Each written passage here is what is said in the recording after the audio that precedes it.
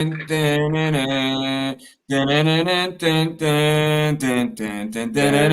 We're live, baby. What's up, Steeler Nation? We're Hey, live. man. Oh man, what a day! I mean, talk about like my phone. I must have heard the ESPN dinger, you know. I mean, at least 18 times. And when the Patrick Queen news hit, I was just like a word maybe to describe it: astonished. How would you? What would you say? Yeah, I wasn't astonished. I was expecting a big move to come down the pipe, and the reason being because they were quiet in day one. Man, they only signed Bill Burr, punter, who somehow is going to be making about the same amount of money that Patrick Queen is this year, at least tied into his salary in the roster. Obviously, not counting roster bonuses, but I'm really excited. I'm going to show people this. I don't know if anybody's watching right now. I don't know. I kind of you were with me when I got this. I don't necessarily I do love it. remember. I kind of hide it with a watch generally because people get tattoos when they're younger that they don't always love and they kind of regret I remember sometimes it at the like end it of the was day. yesterday. But this right here, it says, "Don't stop me now," and that's from one of my favorite bands, Queen. That is a Queen lyric. So I might get heck Patrick Queen tattooed on my arm now or Well, something you like guys that did have. after this signing. We had a scuffle. I remember the Twitter beef between you and Patrick Queen. So what I'll do is I'll DM him and I say, look, you could come on the Steelers Crazy podcast and we'll squash it. You know, you're in Pittsburgh, you ink the deal. So I'll be the advocate. I'll be advocating for that. I saw some of Steelers Twitter posting that he unblocked them. I can't remember if I was blocked. He might have had me blocked, but I am officially I'm not blocked. So Yeah. I think he's ready. I think he's washing away all of the bad blood, of course, that he had towards the Steelers when he was wearing purple, right? Yeah. And he's washing away some of that bad blood that he had for Steelers Nation as well. Now that he has come over to the good side. The dark side is the Baltimore Ravens side. He's come over to Yeah. the good side. And yeah, I'm thrilled about it. Obviously, we're being a little bit goofy over here, but from a football perspective, this is a home run, grand slam, out of the park, O'Neal Cruz type Yeah. dinger, man. He is a phenomenal football player.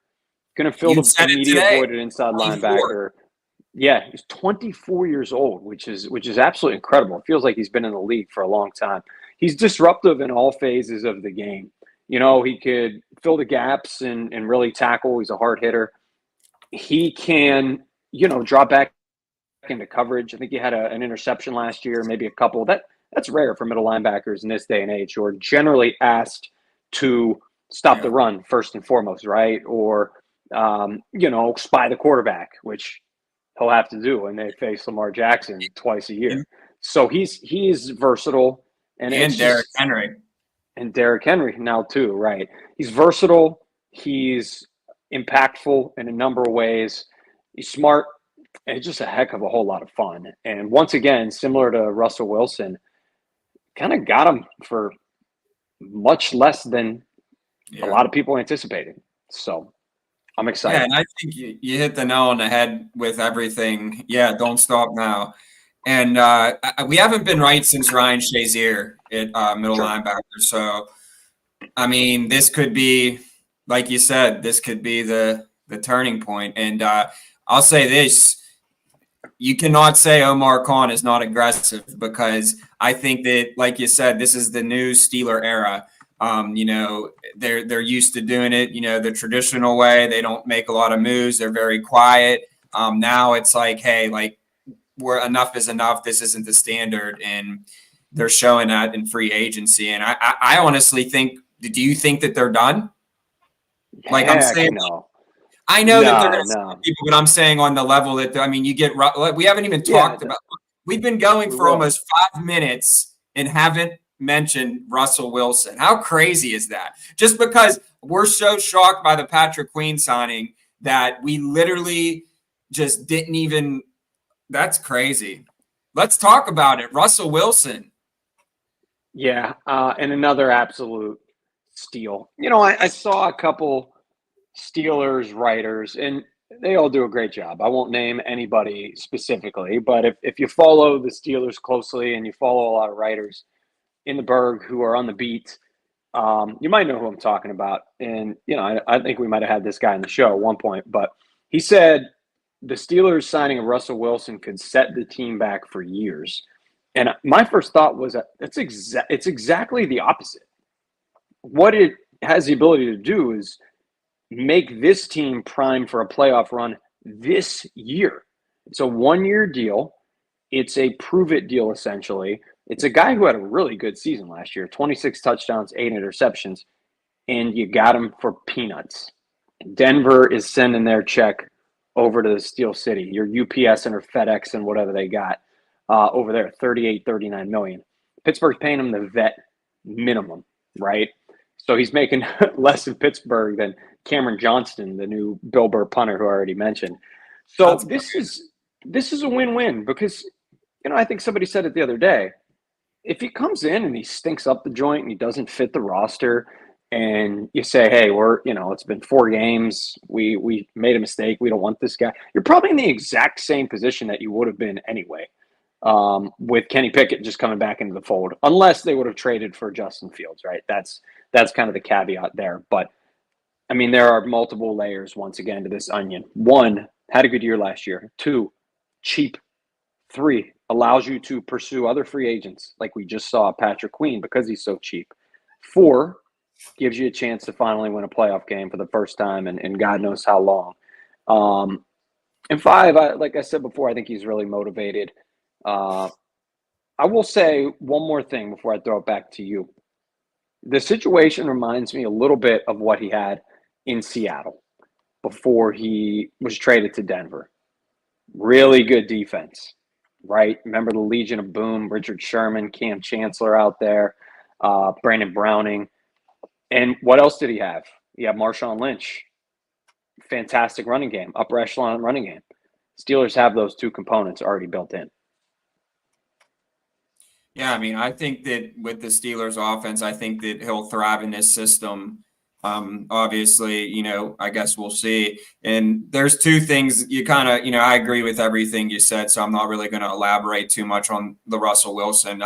For the price, it's a little risk, big reward. And for me, at this point, with how many touchdowns that the Steelers had over these past couple seasons, even Russell Wilson, if he was just like a 12th, 15th ranked quarterback overall in the NFL, like I'll take that because that's enough. The Steelers won 10 games and got to the playoffs last year with Kenny Pickett, Mason Rudolph, and Mitch Trubisky.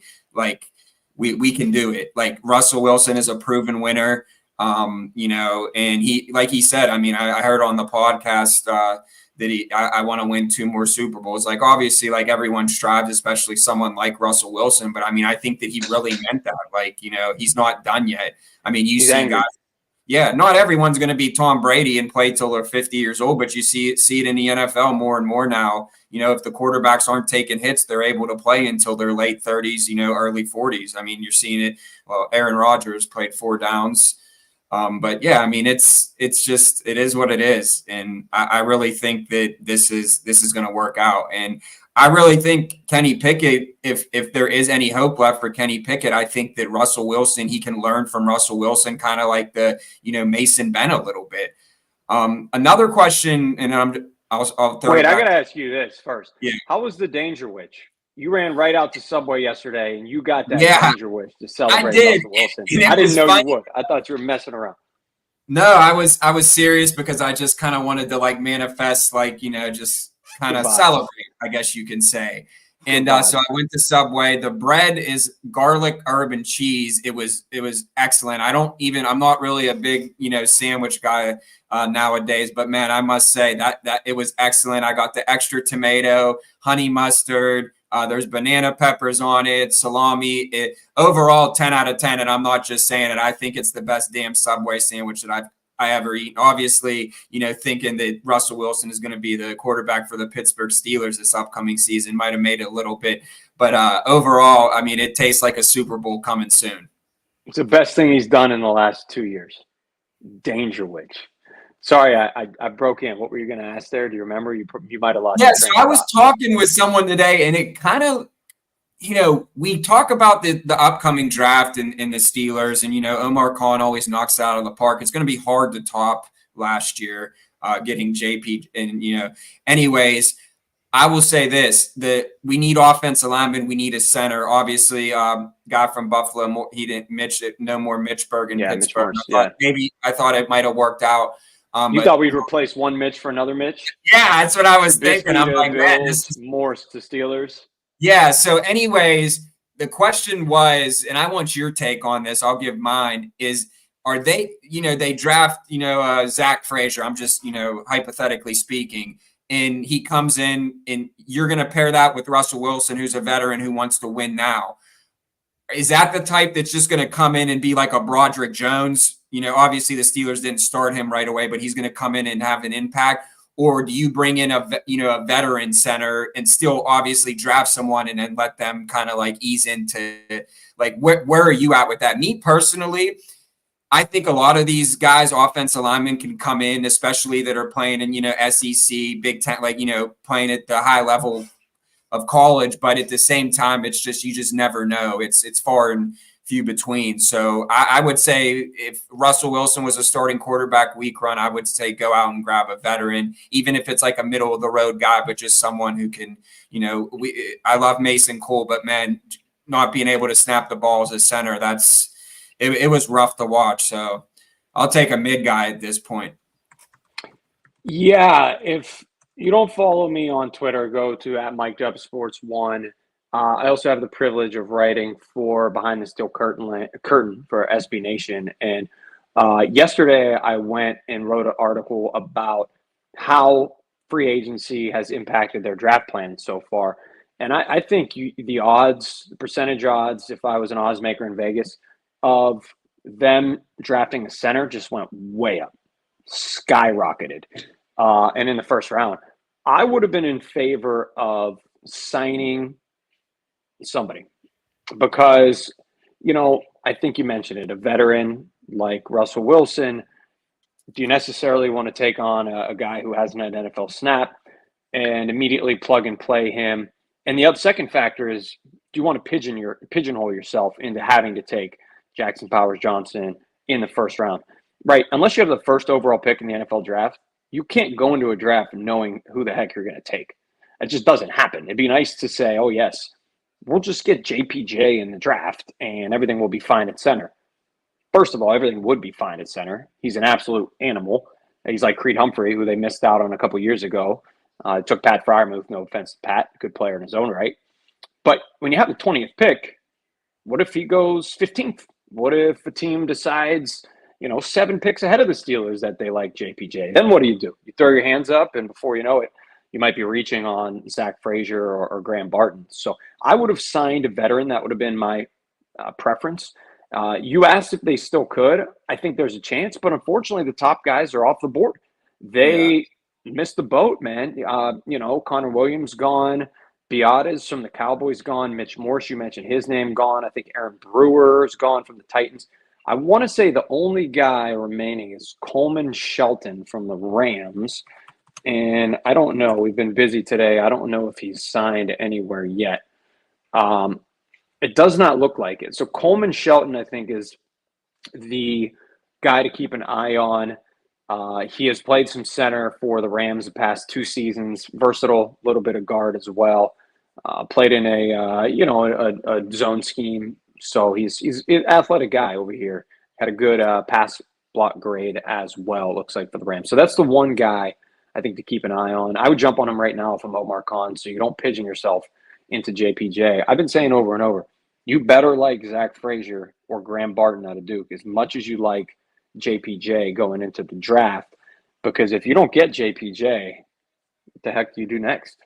But those are good points. I would try and sign. I have another draft question for you. So Michael Penix Jr. is starting to really, come in hot in Steeler land right now. Do you think that there's a chance? I personally think that in the later rounds that the Steelers are going to draft a quarterback, but do you think that that is a possibility? I don't. for a couple of reasons. One, they didn't really show any interest in quarterbacks at the combine. And two, they have so many needs still currently to essentially waste a first-round pick on a guy who is going to ride the bench for at least 1 year guaranteed. You have a need at left and right tackle. You have a need at center. You have a need at corner. You have a need at safety. If they draft a quarterback, like you said, which they still might, because you need 3 on your team, and they only have 2 penciled in, it's got to be in that 5th, 6th, 7th round range. They have 2 4th-round picks as well, back-to-back, 120, 121. Might be a reasonable spot for Spencer Rattler. I keep hearing his name. I think he had his pro day today. I throw out the name Joe Milton so often. I'm like Joe Milton's campaign manager at this point.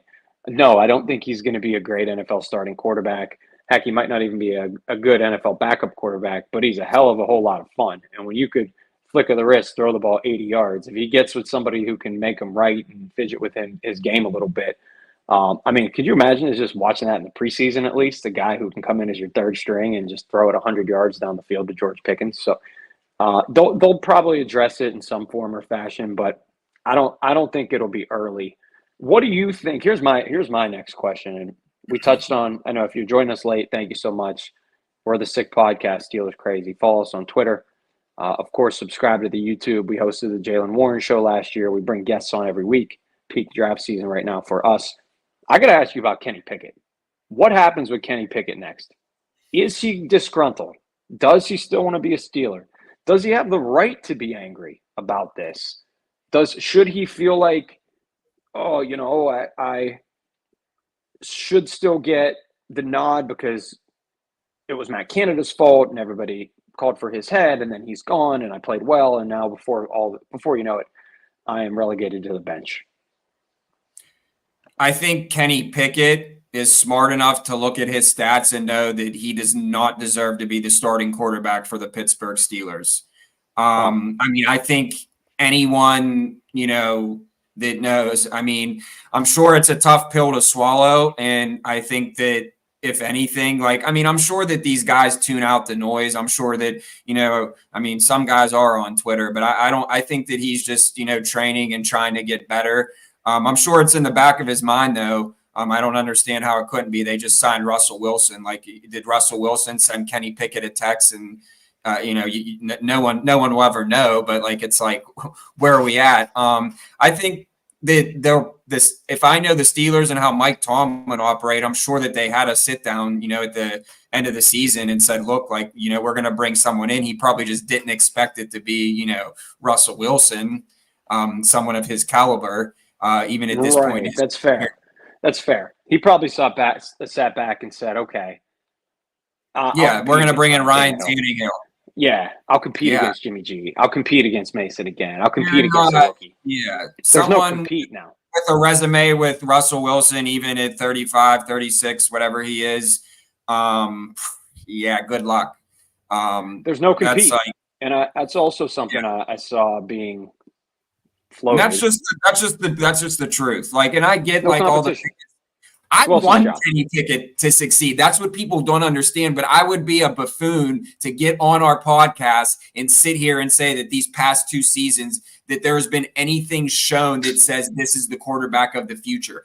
I, of all people, hope that Kenny Pickett gets a chance this season and goes crazy, and the rest is history. And everyone falls back in love with him. But just from what he put on the field, I would be stupid to get on our podcast and say, hey, I mean, anyone would. I mean, I want every I don't care if they bring back Bubby Brister to be quarterback for the Pittsburgh Steelers. If he's throwing 13 touchdowns in two seasons, man, you gotta. I mean, what are we doing here? And I will say this too. So I mean, I think people might be familiar with these stats already. Steelers quarterbacks the last 2 seasons, 25 combined touchdowns. Russ Wilson last season in Denver, 26 touchdowns. Woo. And he missed 2 games. He got benched at the end of the season. Yeah, and his coach hated him. That was a mess. That was a freaking mess. It's 2 egos in the same room, Sean Payton and Russell Wilson. 2 big egos. I'm not looking at his run at Denver and being like, that's the Russell Wilson. I'm looking at the Seahawks Russell Wilson that might not be as sharp but can still get the job done, and that's all the Steelers need. You're going to tell me that right now, I'm telling you right now, if we were able to salvage 10 wins and get to the playoffs last year, I'm picking the Steelers to possibly win the AFC North in 12 wins. You have Russell Wilson, the offensive line. You have the defense. It's Mike Tomlin. He's going to put out a great defense. We just signed Patrick Queen, TJ Watt, Minka Fitzpatrick. These guys stay healthy. Cam's coming back from an injury. I know he wants to prove a lot of people wrong, probably including myself. So yeah. Cam's thinking about Cam. spending too much time on Twitter lately, but Walter Payton Man of the Year, you can't He's knock great. that man in any capacity. He's the best. We love Cam. Speaking of the division, look at the Bengals right now. I want to mention that to anybody watching. They're going to lose T. Higgins, a great receiver. Joe Mixon just got traded. Who knows? Does he have anything left in the tank? Maybe not, but he's, I think, better than what they had. They signed, oh my gosh. So I know they have Chase Brown. They signed Zach Moss. He's okay. And then Jonah Williams, big time tackle there, guy who protects Joe Burrow, is going to be gone as well. So you got to think they maybe are the third best team in the AFC North. We know the Browns are the fourth best team. Come on, that team hasn't finished with a better record than the Pittsburgh Steelers since we were born. But the Ravens signing Derrick Henry, I think, is impactful. You'll have people out there who say, we stopped him last year when the Steelers played the Titans. Yeah, but it was Will Levis. You didn't have to account for Lamar Jackson as well. I thought about it today, and I posted on Twitter. We all sat back with some serious anxiety, remember, and watched that Titans-Jags game week 18. And Pittsburgh needed Tennessee to upset Jacksonville to make the playoffs. Mm-hmm. Derrick Henry looked like 24-year-old Derrick Henry. So it helps that the Steelers countered that attack by stealing Patrick Queen away. But isn't that going to be a fun matchup to watch twice? That's going to be like Terrell Suggs against Jerome Bettis or Big Ben. Queen versus Henry. Yeah, wow. and King Henry versus Queen Patrick. I'll still never forget when Robert Spillane, I think it was Derrick Henry, he stood up Derrick Henry at the goal line. We had Robert Spillane, great guy. Hope he's doing well. Man, dude, I just remember that play, and that's all I can think about. Out of all the Derrick Henry, I just remember Robert Spillane sticking him at the goal line. Just great stuff. But anyways, we'll probably be wrapping up soon.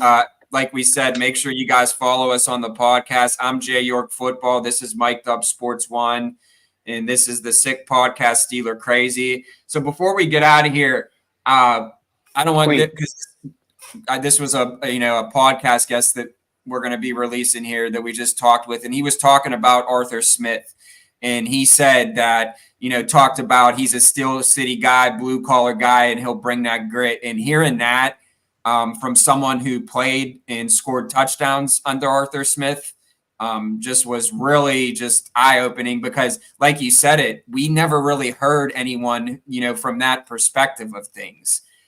So to hear it firsthand was just really, because I'll be honest, like I'm really don't know much about Arthur Smith. I know, what he did with Tanning Hill in Tennessee, but with the Falcons, I wasn't too familiar. I know he was the head coach and stuff, but so it was really, really good to hear that from, someone who played under him. So excited. Yeah, we could throw out the hints, and it's a good teaser.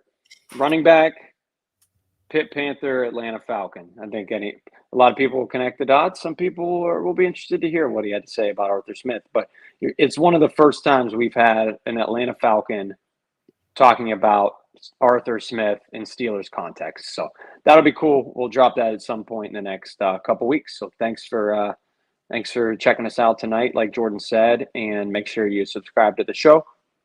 Follow us on Twitter at SickPodSteelers. Follow him at JYork Football. I'm at Mic'd Up Sports One. Tweet us. Let us know what you think.